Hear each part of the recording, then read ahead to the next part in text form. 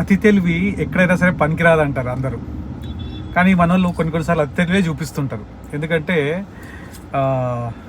ఇన్ని రోజుల నుంచి బిగ్ బాస్ ఎపిసోడ్ చూస్తున్నారు కదా, అదేనండి నిన్న రాత్రి ఎపిసోడ్ గురించి మాట్లాడుతున్నాను, ట్యూస్డే నైట్ ఎపిసోడ్ గురించి మాట్లాడుతున్నాను. బిగ్ బాస్ చాలా చక్కగా ఆ బలూన్ను ఊదాలి అండ్ ఆ నీడిల్స్ దాంట్లో డ్రాప్ చేయాలి అని చెప్పారు. అండ్ ఊదుతూ ఉండాలి ఆ లోపల ఎవరైతే ఉన్నారో వాళ్ళని చెప్పాడు, క్లియర్గా ఎక్స్ప్లెయిన్ చేశాడు.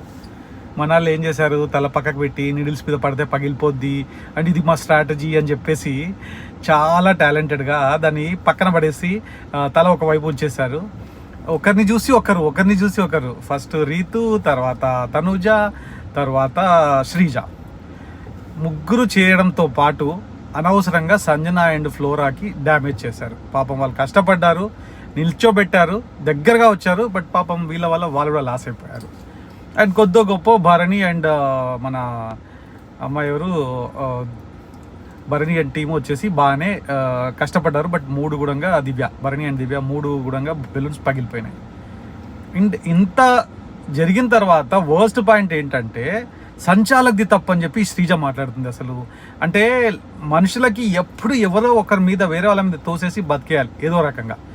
మేము చేసిన తప్పు, మా బుద్ధి పనిచేయలేదు, లేదా మేము అదేంటది తనుజని అండ్ రీతుని చూసి కాపీ చేసుకున్నాను, అనవసరంగా అతి తెలివి ఉపయోగించాననే ఆలోచన రావట్లేదు వాళ్ళకి. ఎంతసేపు సంచాలక్ది తప్పు, మీరు చూసి చెప్పాల్సింది, మాకు మీరు తీయాల్సింది, మీరే మిస్టేక్ చేశారు, మీరే డ్యామేజ్ చేశారని చెప్పేసి అనవసరంగా రాము మీద ఫైర్ అవుతుంది. అంటే చూస్తున్న జనాలంతా పిచ్చోళ్ళు అనుకుంటున్నారా వీళ్ళు? అసలు అంటే మాకేం అర్థం కావట్లేదా? అదేంటి, బిగ్ బాస్ అనౌన్స్మెంట్ ఇచ్చిన తర్వాత సంచాలక్ది తప్పు అని చెప్పి సంచాలక్ మీద వేస్తుంది శ్రీజ.